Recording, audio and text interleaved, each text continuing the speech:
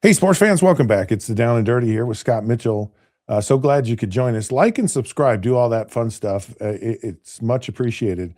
More than anything, though, I just, to the bottom of my soul, appreciate that you actually tune in and listen to what we have to say on the show. So I'm super excited right now to bring to the program.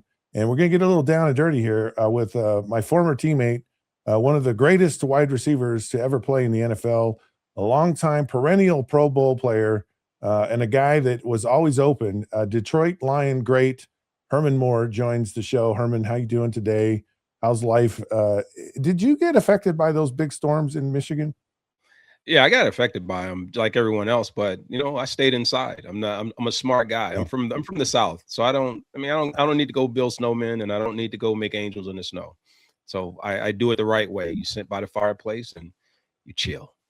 So I moved from Miami, Florida, when I signed as a free agent, free agent with Detroit, and it was like February, and I've never felt cold like I felt that first winter in Detroit. How have you lived there for so long? Like I marvel at this. I was having a conversation with one of my neighbors who's from Wisconsin, and they're just like, because I live in a very, it's beautiful outside today. It's going to be in the 60s today, and I'm and I like the warm weather. So how in the heck have you survived all of those Detroit, Michigan winters? Well, because I came here when I was basically a young adult. I was 22 years old, 23, Yeah. and I've been here now longer than anywhere else. So Michigan's become my home away from Virginia. And I always like to tell people I was born in Virginia, but I was raised in Michigan. So this is really like a home. My kids are from here, and my relationships in my adult life have been from here. So this is kind of like my home. And plus, my parent, I have my mother here, my sister's here, Oh, and nice. most of my family.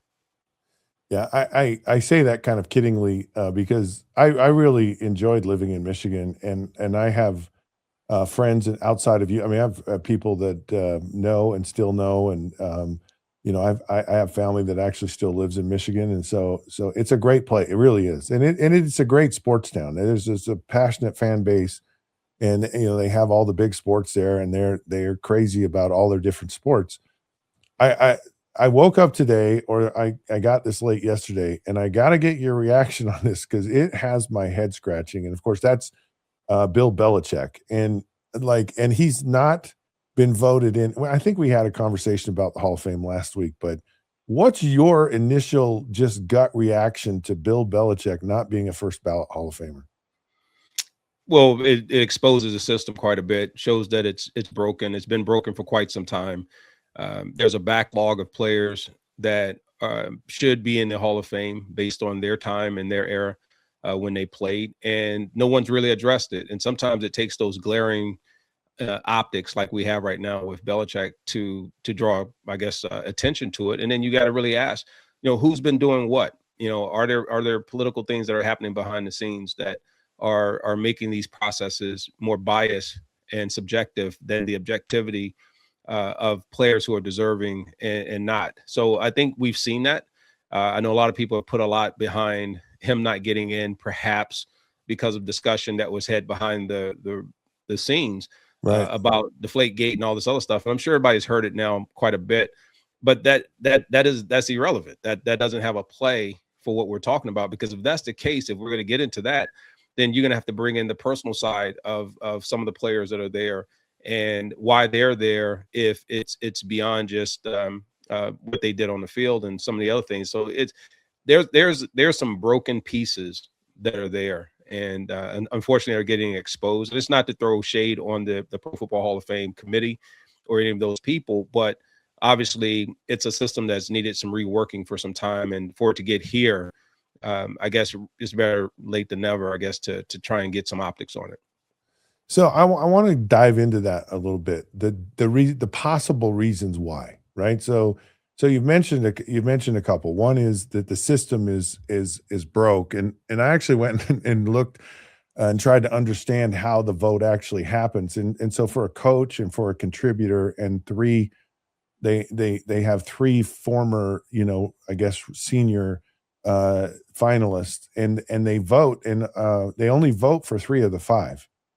So when you cast a vote for that senior, that coach, and the contributor, yeah, you're not everyone's voting for you can't vote for everyone.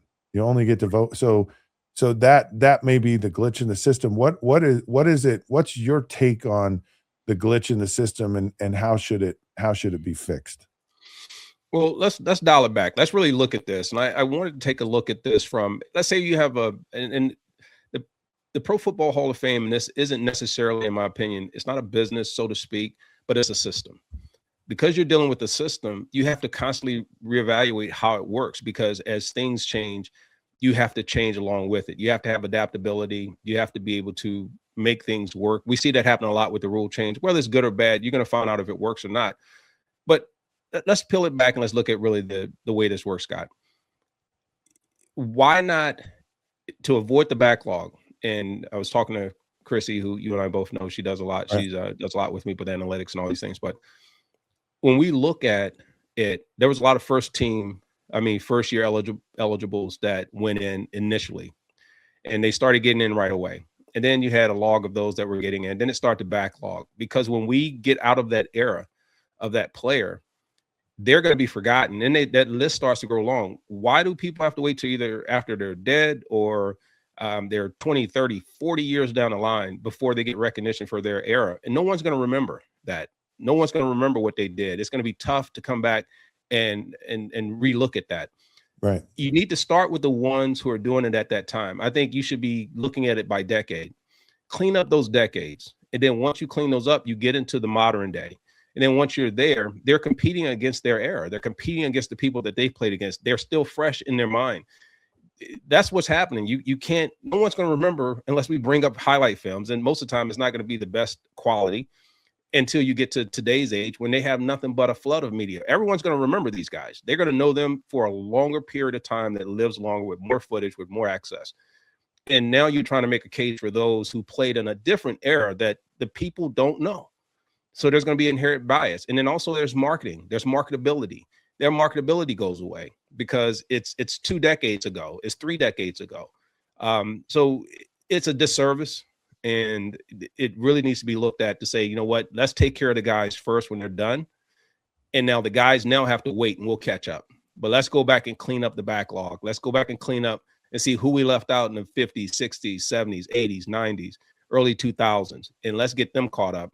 And then we'll start to bring these other guys in. That's why I've always been opposed to in the modern era right now, and people can hate it, to where it's always these first ballot pieces, because that's basically you've left the other people behind, and they're going to constantly keep waiting because of the first ballot eligibility, and you're putting people in. And it's not that they're less deserving, but you're removing the people who did it first and previously from having their day at the appropriate time. Yeah, it's shocking how quickly we forget about people. It is just, and especially in the world, because it's so readily in our face, and so you get inundated with information or recognition, and then it's just like over in a minute. You have these massive events, whether it's in the sports, it's like Bill Belichick. This is just kind of, the whole thing is going to blow up here for a day or two, and then it's just going to die out. And so it's really hard, just the way we're wired, just to really remember, or to go back and to really efficiently and correctly evaluate. This was a great player. Wait, are you kidding me? Look at, and so I think it's very, very easy to forget players. I want to go on to the whole like Spygate, Deflategate, all that stuff. And I want to, because it doesn't bother me that much, and it never has bothered me that much, because I know how it was as a player, that you're always pushing the envelope of the rules to get an advantage. I mean, we rubbed down the footballs, which is against the rules, by the way, and everyone did it, and the kickers wanted them, so we got that slick surface off the footballs. You were constantly looking for, how do I get my edge? There's so many players that used performance enhancing drugs, or they used some new medical procedure, or some, deer antler paste or whatever, to try to, help them recover. I mean, there's all kinds of stuff players used, or there were things where, like, I was constantly trying to steal signals. I don't know if you know this or not, but I so didn't when know I'm that. so Fritz Shermer, right? He was the defensive coordinator for the Green Bay Packers for years. When we were on the field, I'm looking over at their sideline before I'm getting the play called in, to see him and his defensive signals. Like, what? All right, what are you? Because you can't tell all of them. All I know is when he goes like this with both his fingers and he does Right. that, that's probably a blitz, right? And it's and it's not hard to figure this stuff out. This is like base defense, and they'll go cover one or cover two. It's just, it's not. It's anytime they did that, Herman, is like, that's bad. That's blitz. And I'm always looking for that stuff, and I always was. And I found, like, I looked for tendencies in players. I looked for it in film. I looked for it during the game. I had this thing. I never told anybody this stuff, but I would look at linebackers, and I could always tell when a linebacker was blitzing. Like, I just look them in the eye. Right. You just look them in the eye, and if they look at you, they're not blitzing. Right. But if they look around, then they were, because when someone's they don't look you in the eye when they're trying to do something sneaky. And it wasn't hard, and it's just like, yeah, that guy's coming. Right. And So, just know it. to your point,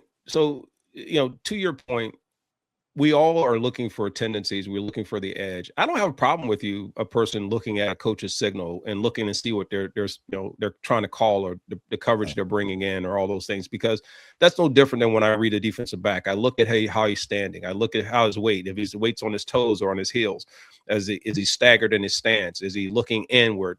Looking like he's going to, show blitz and pop out of it. Are the safeties moving around? You're reading. So it's no different than reading a sideline and reading what the tendencies are of a coach. It's all fair. If you don't like it, mask it, do something different, because you can actually use that against your opponent if they're trying to steal your signals and throw them off. So it becomes a competitive edge. I don't have a problem with any of those things. Where I have a problem is if it's all of a sudden it's one and none. But we all know it's about who gets caught. And we all do it. It's no different than pass interference and holding and penalties not being called. I mean, we can get into the details, and we can get into just some of those granular details when it comes to it. But at the end of the day, it's a competitive sport. I don't think there should be substance abuse and enhancement and all these things, because then that takes it over the line. I think there's got to be a level playing field, because there are some that are willing to stretch the limits in certain areas. But I think on the playing field itself, in terms of how you manage and you incorporate your strategy into the game, is how you do it. And those are things that are known throughout the league. So when someone cries foul, that means they're not talking about their team either. When it comes to certain things that teams do, right? Everyone knows what the kickers do, the quarterbacks do, and all that stuff. So if you're a voter, and so because I'm trying to make sense of how Bill Belichick is not a first ballot Hall of Famer. I mean, if anyone ever should be, it's him. And so that this whole Spygate and all that stuff, has come up, and like you've said, everyone kind of straddles the line and pushes the envelope. Does that, if you're Herman Moore and you have a vote, does that keep him out on the first ballot? No, based on the way that the system's working right now, he's in. There's no question he's a first ballot Hall of Fame coach that gets in. If he's not in, then who? You can't make. There's no way you can make a case around this. Having participated in 8 Super Bowls, but as a head coach winning 6, there's no doubt. If I told you there was a player who was a MVP and a Super Bowl MVP 6 times, and you tell me that person's not in there, and they have the stats and they have the winning record to go with it, there's no way you keep them off the ballot. And I think one thing I heard earlier, which was pretty important, because some of those other intangibles that, in my opinion, that people were talking about with Deflategate, Spygate, and all this stuff, what about the other players that are on that team? What about the other people who maybe participated in what they're saying may be something that causes concern or a moment of pause for Belichick? Then you have to look at them as well. And I just know it's not going to happen. So you've created an issue because there's a panelist or there's committee members that are trying to work within the rules. First team, he's a first eligible ballot Hall of Fame coach, no matter how you shake it out right now, full stop. And like I said, the system is just broken. and what they need to do is fix that. And I think we need to get away, and I'll say this, the first ballot Hall of Famers. And I think you need to make sure you're cleaning up those backlogs. Again, I'm going to advocate, not just because it's myself or others, but you got to look at the list of players who were historic people in the game that still have not gotten their due. And for them to have to continue to wait, they've completely fallen off the list of visibility. They're not participating in today's social media era. They don't have social media campaigns and all these other things to go with it. And so I think, for one, I would start to look at changing some of that, and you just have to let some people wait, especially in the modern day.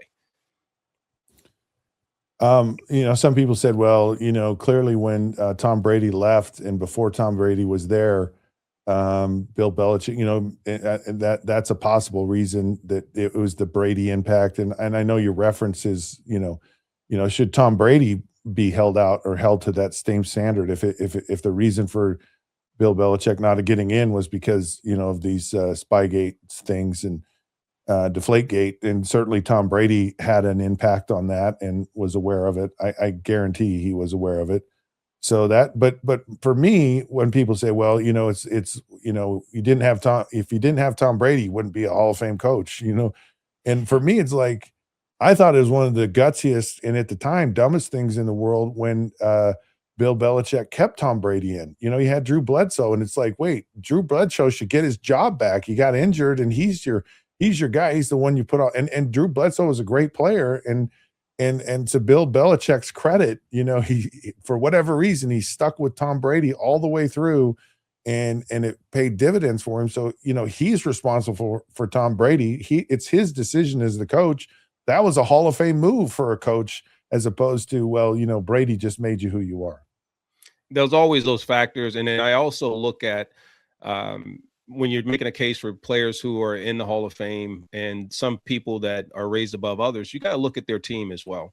And there are players that will elevate a team, but there's also players will always elevate your Hall of Famers because they can never do it without the other 10. I don't care who you are. I don't care how great you are as a player. I don't care how bad your team was. If you don't have the other people, it doesn't matter. It helps when you have more, talent around you. It helps when you have coaching stability and you have all these other factors. And then also you look at the injury factor, which ones are having to work harder or worse, will a certain player survive in a different era versus now? There's all these factors that you can start to make cases for and against when it comes to this, because it's very subjective. There's no clear objectivity to how and why things happen and players get in. Then when you put it in the hands of a committee to say, I'm going to do it, now you're letting bias creep in, because I may not have done my due diligence. I may not have done my homework. I may not like you. You may have done something that you may have gone to a school I didn't like, and we've had a problem since then. I'm gonna hold that grudge. It's broken, period. Yeah. All right, let's move on. The Super Bowl and the matchup, is it hard for people to get excited about teams that maybe weren't necessarily on the radar at the beginning of the year? I don't think anyone thought these two teams would be in the Super Bowl. They don't have, per se, the big marquee names. I mean, the stories are incredible. The redemption stories, these young coaches, that have really turned things around quickly. But just your thoughts on this whole Super Bowl matchup. Do you like it? You don't like it? What are your thoughts about where this is this year? It's not so much whether I like it or not, or like the teams that are participating. I see it more as who's deserving. Last two teams standing deserve it. And whether the fans agree or whether the media and the marketing heads agree, or the fanfare is irrelevant, because it's about who does what is necessary to get to the Super Bowl. These are the two teams that went through all the opponents. They went through their schedule. They went through the injuries. They went through the whatever's happening in their team, locker room, behind the scenes, upstairs in the organization. So that's why we go, teams can complain all day about what goes right or wrong in their locker rooms, what are right or wrong on their squad. But at the end, we all play the same game.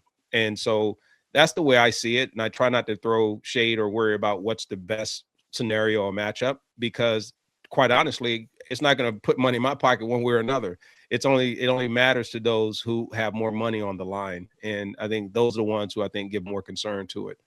But having said that, looking at the two teams that are going to be there, I think there are great stories behind it.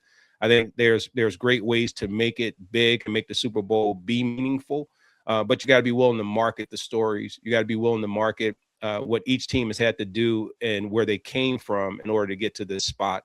And I think that becomes what sells this year's Super Bowl. I always get asked this question, and there's just all these questions all the time I want to ask you about. So people go like, do you have your favorite team, or, or how do you watch a football game, and what do you look at, and all that stuff. So I'm not going to ask you who your favorite team is, but I'm you can tell me in the if you NFL want. or just for the Super Yeah, Bowl? in the NFL, just in the NFL. But it's more of like when you're watching an NFL game, how do you watch the game? Like, do you watch it from your position, like the wide receiver DB, or do you watch it like, I don't know, just how do you watch a football game? I watch it for entertainment. I watch it for Oh, matchups. I watch it for storylines because that's kind of where I'm at right now. You want to be in yeah. that conversation. I do watch the Detroit Lions, anytime I get an opportunity because of my legacy there, my playing there. And I definitely watch the Pittsburgh Steelers because that was my team growing up, and I've enjoyed watching them. I Really? love the organization I didn't know that. and everything about them. Oh yeah, big fan, and I don't shy away. I don't hide that. We all, I can be a Detroit Lion through and through. I can bleed blue, but Yeah. black and yellow. When I get a chance to rock that, I rock that too. And it shows that I'm a fan of the game. I'm a fan of loyalty to my childhood, but also to the team that drafted me. And I won't shy away from it. So those are really the only two teams I pay a ton of attention to, and I pay a lot of attention to the North because that's the division the Lions are in. Right. Yeah. I was almost going to say, I'll bet you, I had a favorite team growing up, and it was a really cool reason. And the Pittsburgh Steelers actually play into that, which is even cooler. I'll give you 3 guesses, and I'll bet you can't guess my favorite team growing up. I was going to say Indianapolis Colts. I don't know why. No. Let me see. There's You one. were born in Utah. I was born in Utah, so there's no football in Utah. Yeah, that's what I'm saying. So I'm gonna go East Yeah. Coast, and I'm gonna probably go Philly. Philly would be the last team on the entire earth, and I probably wouldn't even put them. I wouldn't even pick it if we were on a deserted island and they were the only team I could pick. I wouldn't pick the Philadelphia Eagles. Come on, man. I mean, No. hey, Bill, I was with you. No. Listen, we all had a bad experience with Philly, so it can't be just because of that. Yeah, it is actually. Yeah, come on, man. Like I don't. The reason I like Wilbur Marshall, Harold Carmichael, Jaworski, and those guys. Like I used to, and Dick Vermeil. Like I watched those guys growing up. They were probably close, but it was Pittsburgh all day. It couldn't do Dallas, man. Even though I had a lot of family members, my uncles were there, and I think maybe that's what pushed me over to Pittsburgh. But I was a Dorsett fan. I was Drew Pearson, Tony Hill, all those guys, right? Staubach. Right, and Staubach, and Danny White, man. I became a Danny White fan too. Yeah. So, right, so I know you asked me to name guys now. I can name them, but if you want me to give you kind of their background and give you just kind of their brand aura and all that stuff, I can't do it as much as I could do it with those legacy players that I watch. Emerson Walls, these guys, man, they were. It was my guys. Lester Hay, when Lester would sit there with all the damn stick 'em on his hand, and he would sit there be intimidating. I mean, come on, man. Yeah. Those are the days, man. You got legendary one more players, man. One more guess. Right, one more guess. It's funny. Yeah, because all those guys. East Coast. I'll give you a hint. Man. It's not East Coast and it's not West Coast. So it's in the middle. Man, now you really gonna make me just not like you. Yeah. It can't be in the Central or North Division. Please tell me. Yes, it can. Dude. Don't say Green Bay. No. I would say Green Bay is my Philly. So so I was ready to say, man, come on, man. Well, that only leaves either Chicago or Minnesota.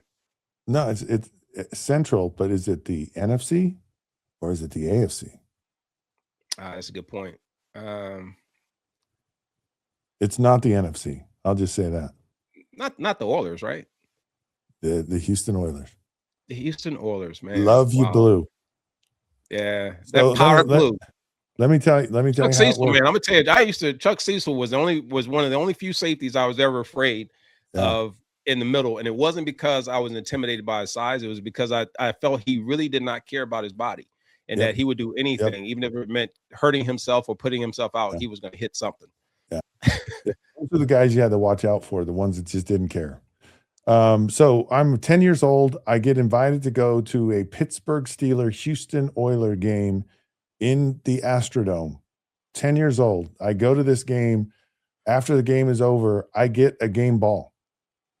And so this is this is Terry Bradshaw touched this football. Franco touched it. Lynn Swan, Jack Land, and I had this ball. I still have it. It's just sitting right here in my office. And it was the coolest moment in my entire life. So I got Gifford Nielsen was a backup quarterback for the Oilers at the time. I played at BYU, and so my dad knew him through some business or whatever, and so he invited us to go to a game. I went to the Saturday walkthrough practice. I met all the players. I got a game ball, and I had it for all these years. So I have a Pittsburgh Steelers Houston Oilers game ball. But the cool part for me was it was how I learned to dream. It was like it just put in my mind that this is what I wanted to do, and I wanted to play in the NFL, and I wanted to. And so when we in 1995 went back to the Astrodome, and I went back to that same stadium, which I was so disappointed in 1995 because it was just absolutely, destroyed. It was a piece of garbage. The field, the whole thing. But at 10 years old, man, it was the coolest thing in the world. And so here I am, 1995. Playing on the field that I dreamed of as a kid, that one day I'd be on that field, and there I was. So there you have it. That's who I see. I don't like to watch football. I can't watch it for entertainment. No, I can't watch it for entertainment because I've gotten so used to, and it's just been so ingrained in my head to watch it, to analyze it. And so I can't, and so I just watch it to, kind of same lines, what's the storyline? What are they doing here? Why are they doing this? What would I do in this situation? And so it's not enjoyable. It's not like, oh, this is fun. I mean, it's not bad to do it. I'd rather watch basketball. I'd rather watch something else that, I really, I don't know, can't do or don't want to do, or, just some sport that's very interesting to me, but it's not that.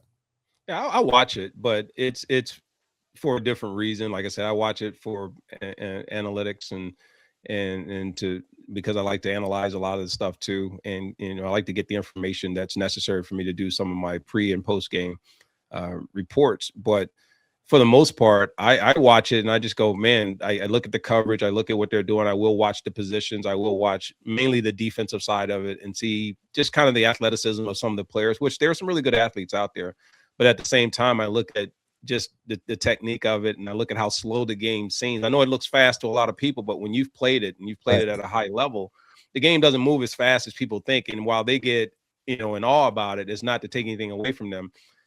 No different than the current players who look at our stuff and they may not be enamored by it, but for me, I'm not in awe. I just go, I see what they should have done and why did they even make that move and why is the coach making that move? And I'm with you on that. So there's some analyzing that I do, and I do kind of embed myself in it to where I don't get to enjoy it as much probably. How much do you go back and watch old games? I've been going back quite a bit lately, probably over the last year, just because because you don't get it's shown based on certain elements of certain games. There's no team that really goes, hey, check out our history. So if you don't go look for your own history and you don't go look up your time, it's forgotten. History is forgotten. I actually did an article recently about that. And that if you don't revisit it yourself, you can wait for other people to do it or have a reason to go visit that history. But for us as players and understanding the commitment, when you really dial it back and you look at what the commitment was to be a professional football player, not just now, because now you can say, listen, my shoulder hurts, so I didn't sleep well, I got a cold. And I'm not being, coy when I say that. They may sit you out of practice and say, cool, take the time off, go rest up, go do what you got to do. Now we've seen that.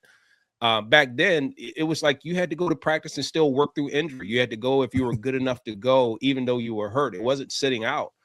tape up your fingers, do whatever you got to do. And when I go back and I look and see what we're able to accomplish, and people not knowing that you're hurt probably 80% of the time, something's bothering you 80% of the time, and you still are performing at levels that are still in awe today, says a lot.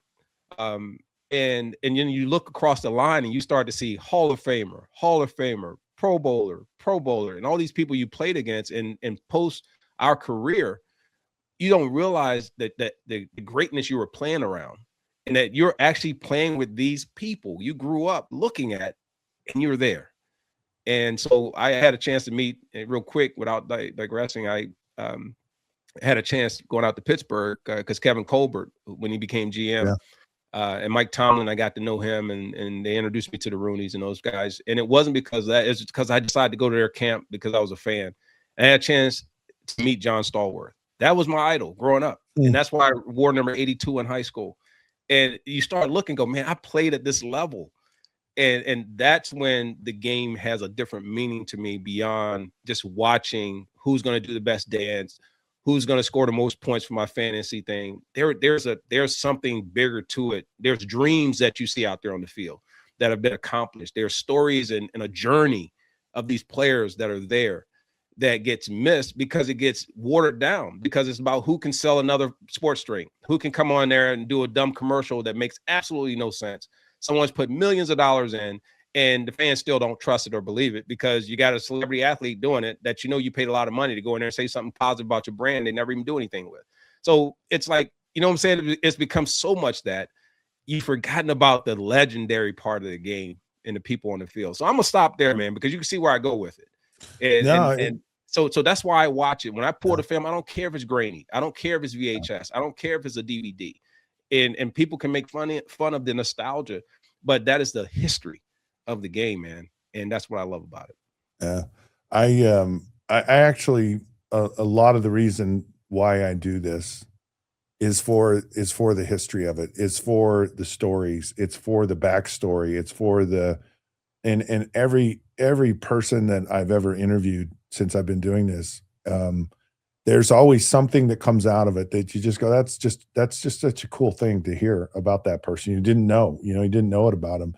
And to hear kind of how they would dream as young kids, or they had people that got interested in them and really helped them and really were pivotal in shaping their lives and them making it, to professional football or whatever it was. But it was, I love this. Like, to me, this is what, this is what this all is to me.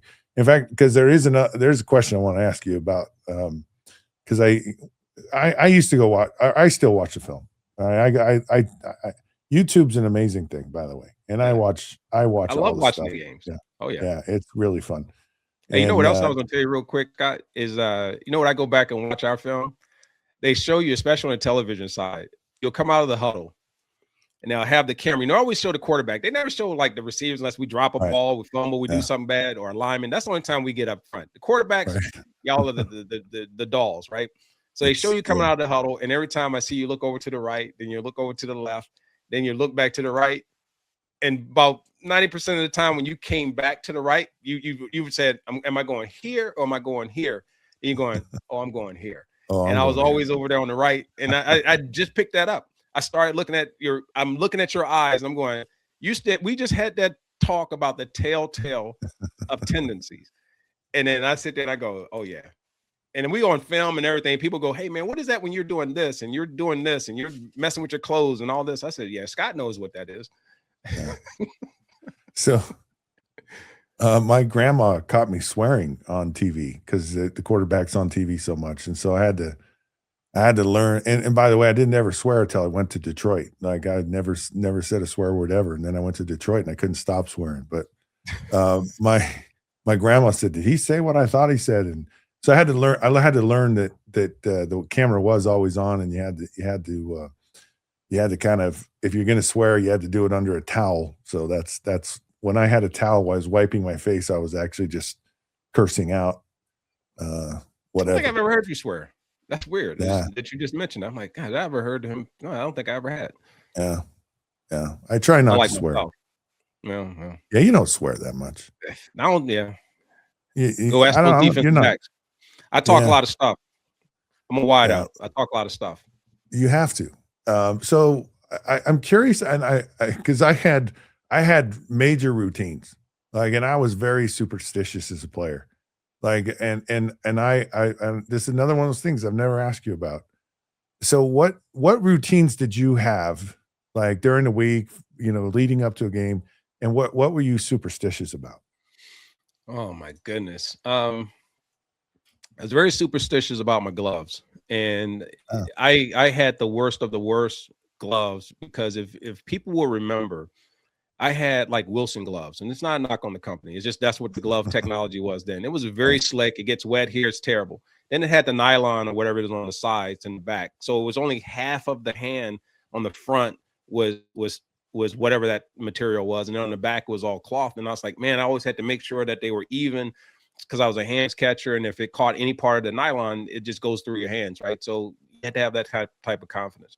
So I had to make sure my gloves were good. And as I kept going through, and whether it was Nike, whether it's Reebok, whoever my sponsor was for that year, Newman, like I had to make sure my gloves were right. The next part, I had to make sure my jersey was good and make sure we started putting that tape and that tactified tape or whatever, that double-sided tape. Yeah. Make sure that's real tight. Make sure I could raise my arms above my head. So I had to go in and give it kind of a, almost like you're tuning up your uniform. You had to make sure everything was right. Forget all about how it looks. I didn't worry about that. It had to operate right around my radius. Then the final part was I always had to take a nap before we go back out and before we go out to do our warm up. So I would always come in early enough Oh wow. to take a shower. It's always a warm shower. Make sure you got my body nice and loose and everything like that, and made sure my muscle was nice and warmed up. And then I would go and take a nap for about an hour and just put on This is music. I would before a always game. listen to old school before a game. It was always old school. That's why I was always sitting in my locker with the towel over my face, or I was even or in the training room on a table, and I would just lay back, put the towel on my face, and have my headphones on or whatever. And then when they said, time to go out and get warmed up, go get warmed up, come back in for the 4 minute, throw on some DMX or something crazy. I had to go real, just old school, just something that was going to make me get really hyped up. At that time, it was either Jay-Z, it was DMX, it was something like I just get real hyped. And then it's time to run through the tunnel. We had that big inflatable lion head with the smoke and everything you run through, and that was it. It was game on. It was ready to go. That was my ritual, man. Every week, and no breakfast. I didn't eat. I couldn't eat ever before a game. So you had nothing before a game. Nothing to eat. Did you ever have anything like at halftime or anything? Nope. Just water and or Gatorade, and that was it. And I would get nauseous. And true story. No. First home game, my rookie year. This is why I stopped doing it. I'd never played in front of this, and I'm like, this is a preseason game. You're not thinking it's going to be a lot of people there. Man, it was packed.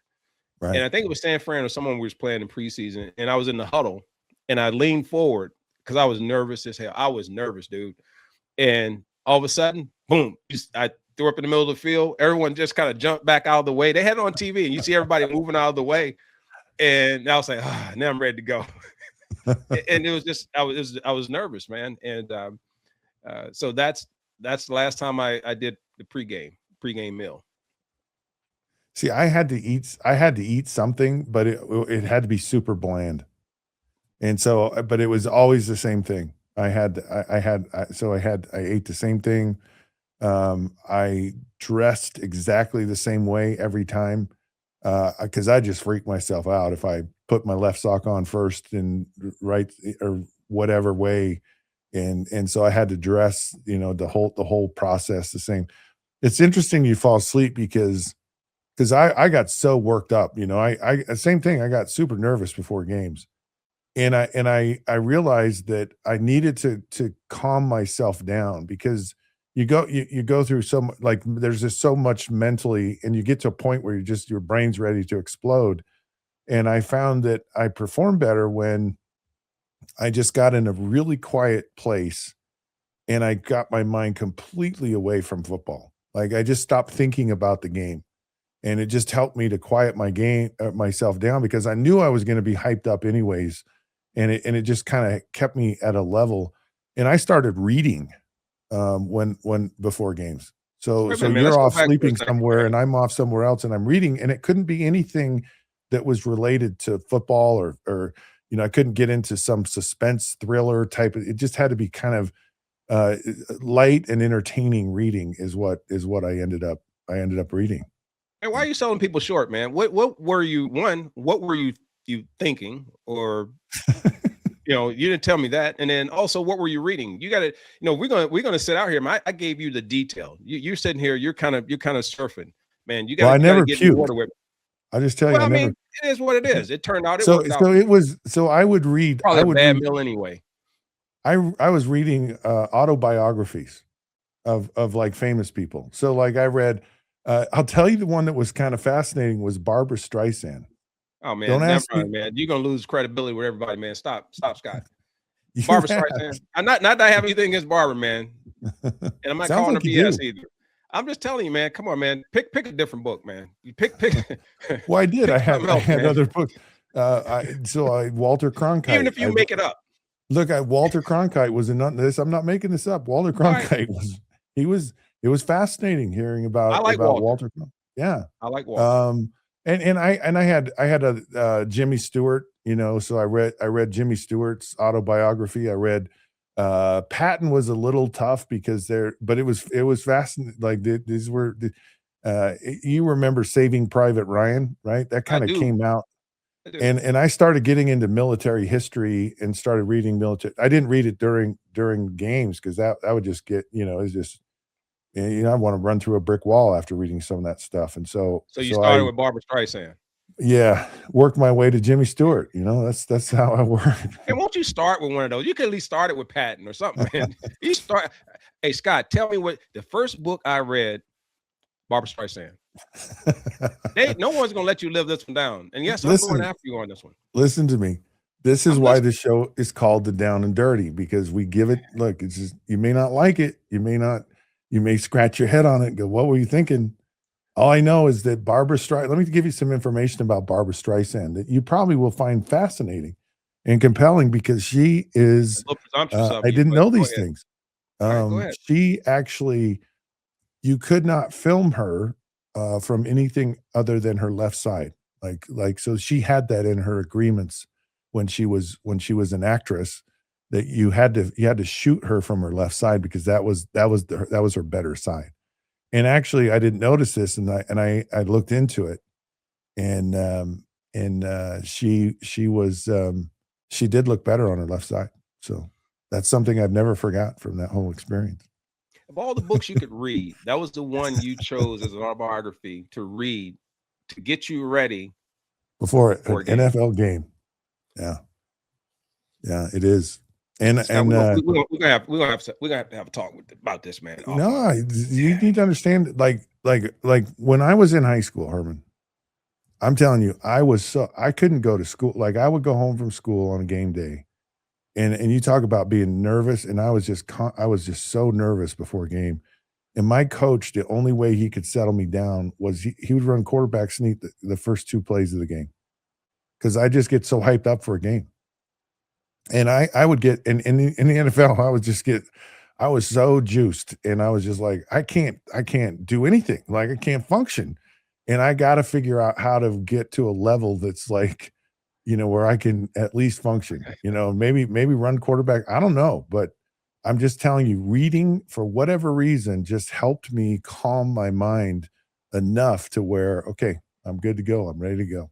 And you need to do a house party or something the night before. You got to figure out a way. You got to figure out another way, man. That just sounds like I don't want to say you put me to sleep, but that just sounds like you're doing the exact opposite of what you need to get done, man. Like, remember I told you, I said, listen, I calmed down. And not that you have to emulate me, man, because it's hard to be like me, because I'm pretty special.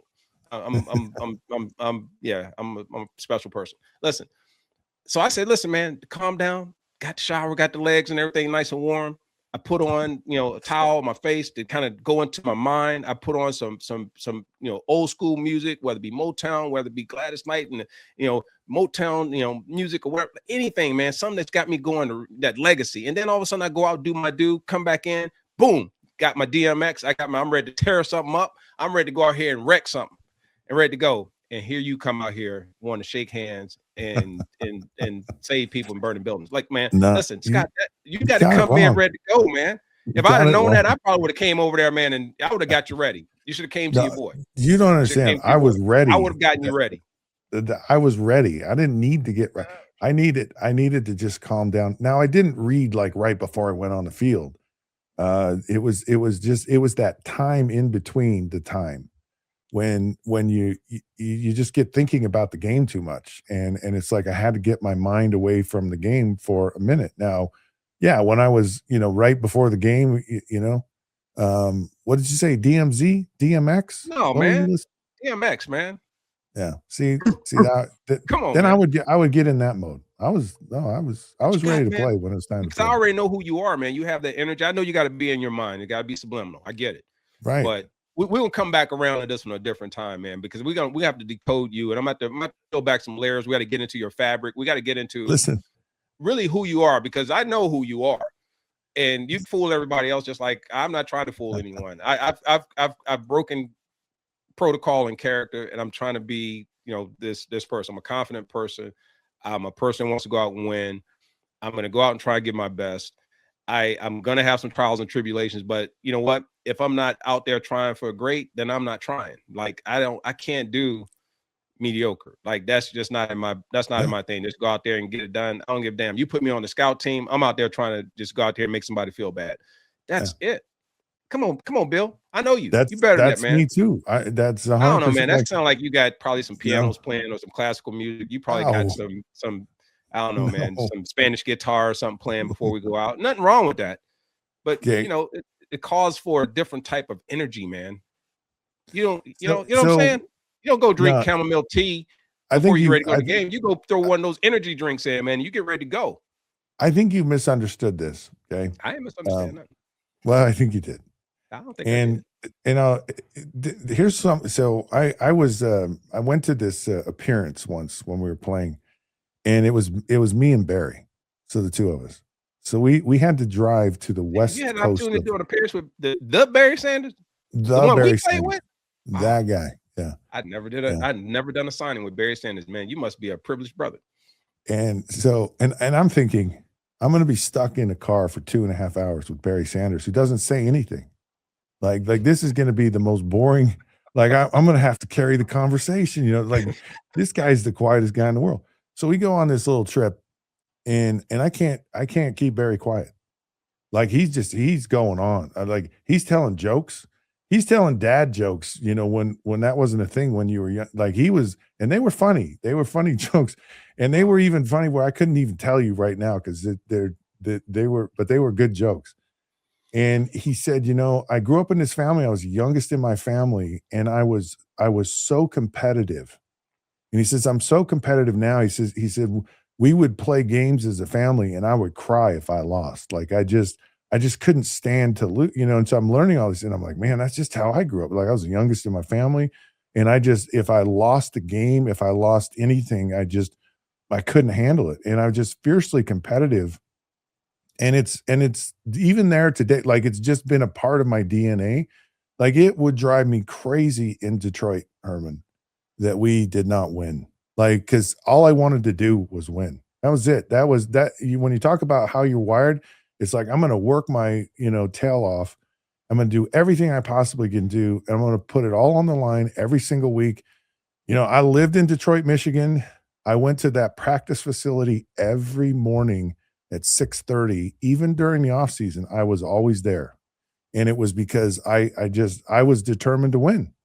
And so when we didn't win, it was just horrible. And it got so it's like, it's almost at the point, my life now where I am, it's like, man, I hate it. I wish there were times I could turn off competitive. I mean, I get that way when I drive. I'm like, I got to get to where I'm going. I got to be the first one there. I got to, it really helped me to get to the NFL and kept me in the NFL. But it's also hard, hard to kind of know when to rein it back or to bring it all together.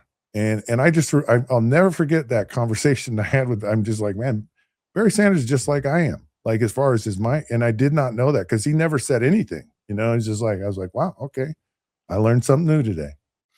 Well, I'm an unofficial counselor, man. So if you want, I can send you, $300 invoice for this session I'm giving you to let you sit here and, tell me about all the things that went wrong with you, man. I feel bad for you, Scott. I feel, I'm sorry to hear that, brother. That's just real bad, bro. You just, man, nobody care about all that. I just want to know the stories, man. No, I'm just kidding. Scott, listen, here's the deal, man. I understand. All seriousness. So you never knew I went on a bro date with Barry Hey, man, Sanders. I never would have known that, man. And that he actually spoke. Oh my goodness. I mean, I'm telling you, he would not stop. I was like, dude, man, like I need a break for a minute. Like, yeah, it's just I spoke to him a few times. We were beside each other at the locker room and right. At our lockers, but great relationship, great teammate. As you mentioned, didn't speak much, but I will say this, people won't understand, and only those that have been privileged to play at that level. And it's not about, a lot of people say, I play, organized sports. I've done these things. I've been on teams. Yeah, that's true. But when you get to the summit of your career in your sport or your industry, it's different because you're sitting at the top. There is nowhere to go except succeed at that level. And then anything less than that, you're going down because there's nothing that elevates above it.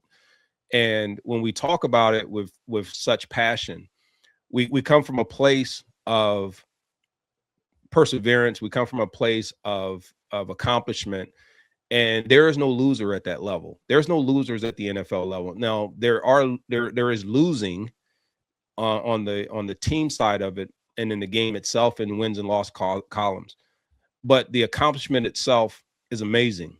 And I wish that we could all celebrate it, because when we get there, we want to know that we have great careers at that level, that we succeed, but the success has happened. We're just trying to extend it at that point. So to that, I still say send me my $350 for the session, but I just wanted to leave you with that so that you would have some resolve in knowing that, you know what, Scott, you did okay. You did well. You were an NFL pro football quarterback for not just one franchise, not just two franchises, not just three franchises.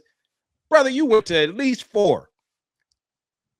And I should have gone to the Pittsburgh Steelers, by the way. I was going there, but they took Terrence Mathis, which I appreciated. They need a slot receiver when the Lions let me go. But I always enjoy the stories, and I love sharing those with the fans. And I think there's a lot of us as players that should share more stories on what happens behind the scenes, good and bad. But I think the people will appreciate it more, getting to know, like I said, I always say, the brand ethos and the fabric of the player, because then when you're following them or you're listening to them, it takes it beyond whether or not they won something versus these are people that accomplished some things that a lot of our young people are aspiring to do.